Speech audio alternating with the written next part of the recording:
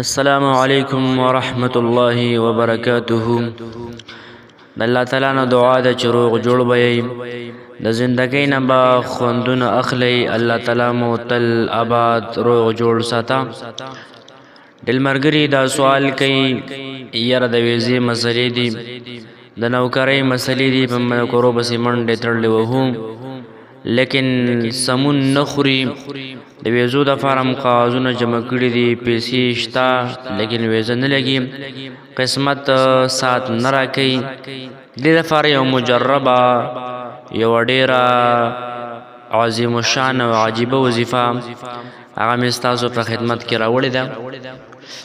دغه وظیفه ډیره عجیبه هم ده او ډیر د پیدو نه ډکه هم ده.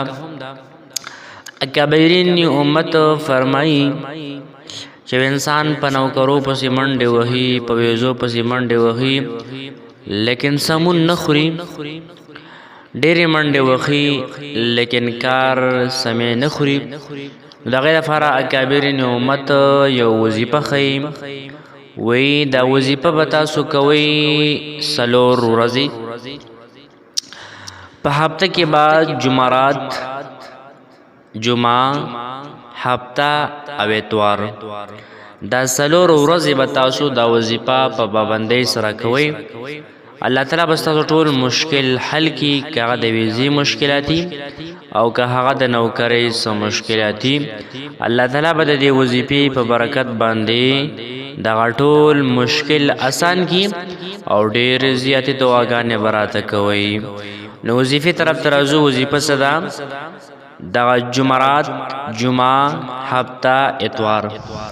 د جمعرات د سحر مونځ نه به شروع وکړي.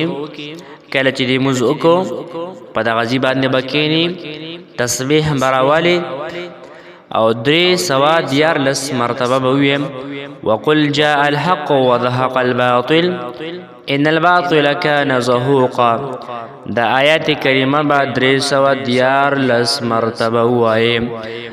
دغه به په دې 5 منځونو کې زیارت، جمعه، حل، اتوار، دا 4 ورځې به په هر فرض مونځ نه پس دا وظیفه د آیات 314 مرتبه وي انشاءالله تبارک وتعالی.